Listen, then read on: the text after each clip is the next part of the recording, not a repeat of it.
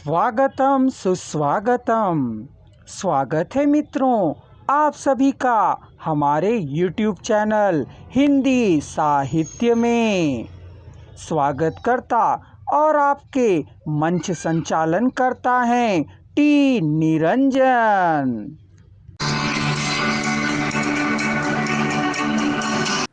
उनकी मदद से मनु ने यज्ञ किया और उसमें पशु की बलि दी।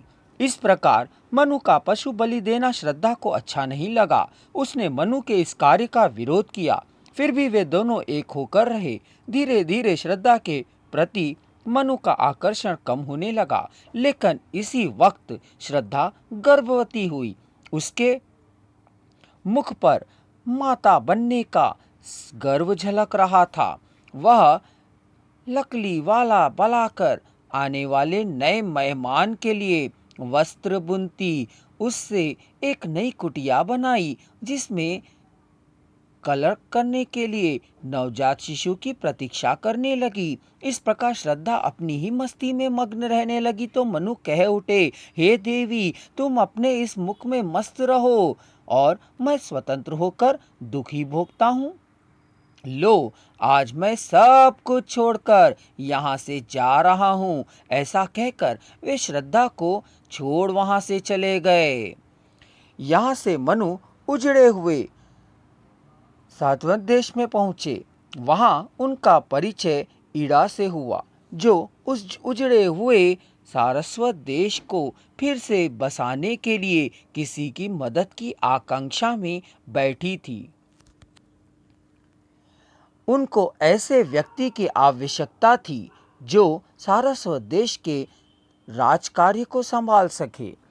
ईड़ा के तर्कपूर्ण वचनों से प्रभावित होकर मनु ने निरंतर परिश्रम किया और उजड़े हुए सारस्वत नगर को फिर से बसाया। साथ ही मनु ने उस देश के राजकार्य को भी संभाल लिया।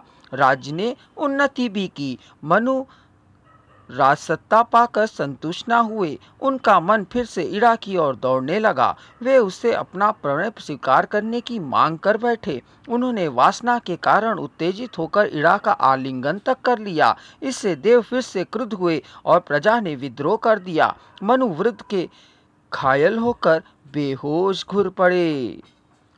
यहाँ श्रद्धा स्वप्न में मनु की यह दशा देखकर अपने बच्चे को लिए उनकी खोज में निकल पड़ी। घूमती घूमती वह सारस्वत नगर में ईड़ा के पास पहुंची, जहां मनु बेहोश पड़े थे।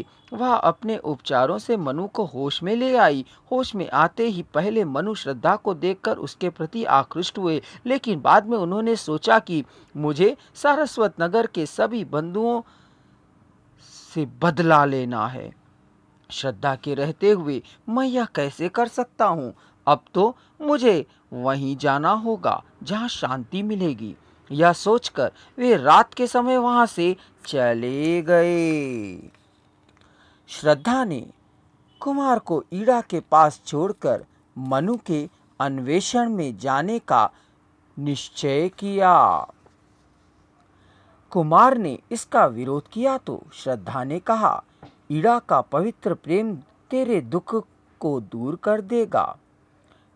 वह तर्कमयी है और तू श्रद्धामयी। तुम दोनों मिलकर मानवता का दुख दूर करो और संसार में सामगम्य की स्थापना करो। कुमार श्रद्धा के इस तर्क को मान गया और श्रद्धा मनु की खोज में निकल पड़ी। हिमालय की घाटी में मनु ने श्रद्धा से भेंट की। उस मनोहर एवं कमनीय वातावरण में श्रद्धा और मनु का मिलन भी हुआ। मनु को मूल शक्ति नैतिक प्रदेश के दर्शन हुए। मनु श्रद्धा का सहारा लेकर नटराज शिव के चरणों तक जाना चाहता था, जहां सारे पाप पुण्य धुल जाते हैं। मित्रों, अगर आप इसके आगे की कहानी भी एक ही आवाज़ में सुनना चाहते हैं तो डिस्क्रिप्शन बॉक्स में दिए जा रहे लिंक को क्लिक करें।